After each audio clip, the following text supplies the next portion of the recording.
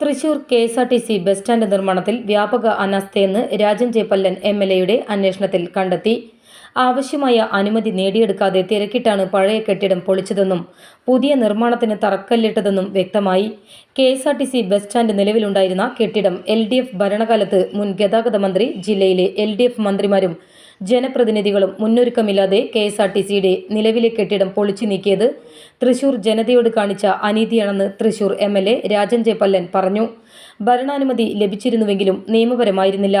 Technical sanction ലഭിച്ചിട്ടില്ല. ഇതെല്ലാം കഴിഞ്ഞിട്ട് വേണം ടെൻഡർ നടപടികൾ സ്വീകരിക്കാൻ.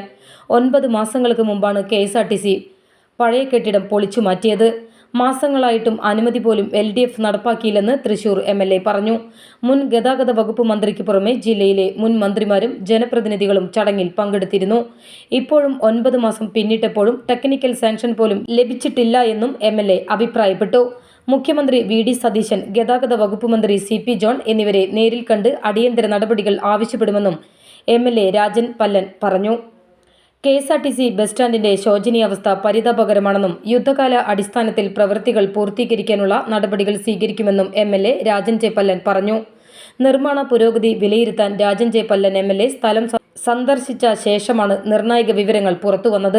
നേരത്തെ എം.എൽ.എ ഉദ്യോഗസ്ഥരെ വിളിച്ചുവരുത്തി വിശദാംശങ്ങൾ തേടിയിരുന്നു.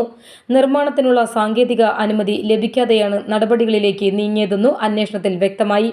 കെട്ടിടം പൊളിച്ചതും മറ്റ് നടപടികളിലേക്ക് കടന്നതും പുതിയ നിർമ്മാണത്തിന് തറക്കല്ലിട്ടതും പ്രശ്നങ്ങൾ പരിഹരിക്കാതെയാണെന്നും വ്യക്തമായി. 2025 സെപ്റ്റംബർ 19 അനുമതിയില്ലാതെയാണ് കെ.എസ്.ആർ.ടി.സി ഓഫീസ് കെട്ടിടം പൊളിച്ചത്. കഴിഞ്ഞ മാർച്ച് 6 തറക്കല്ലിട്ടു. ജനുവരി 29 ഓഫീസ് അടക്കമുള്ള ടെർമിനൽ കെട്ടിടം പണിയാൻ ഭരണാനുമതി കിട്ടിയെങ്കിലും സാങ്കേതിക തടസ്സങ്ങൾ പൂർണ്ണമായും പരിഹരിച്ചില്ല. സാങ്കേതികാനുമതി കിട്ടിയാലും കരാർ വയ്ക്കാൻ കുറഞ്ഞത് 3 മാസമെങ്കിലും എടുക്കും. പഴയ കെട്ടിടം ശോചനീയാവസ്ഥയിലായിരുന്നതിനാൽ പുതിയ കെട്ടിട നിർമ്മാണം അനിവാര്യമായിരുന്നു.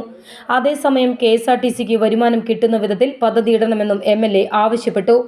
3 ഏക്കർ 22 സെന്റ് സ്ഥലത്ത് 20,000 ചതുരശ്ര അടി വിസ്തീർണത്തിലാണ് പുതിയ കെട്ടിടം പണിയുന്നത്. അനുമതി നേടിയെടുക്കാനുള്ള ശ്രമത്തിലാണ് എം.എൽ.എ എന്ന് കൂട്ടിച്ചേർത്തു. Standing committee chairman Mephy Delson, കൗൺസിലർമാരായ ഷിബു പുറത്തൂർ, അഡ്വക്കേറ്റ് ജോയ് ബാസ്റ്റിൻ, ലാലി ജെയിംസ്, പോളി ജോസ്, കെ സുമേഷ്, മുൻ councillor Francis Chalissery, K Ramanathan, DTO Ubaid എന്നിവർ എം.എൽ.എയോടൊപ്പം ഉണ്ടായിരുന്നു.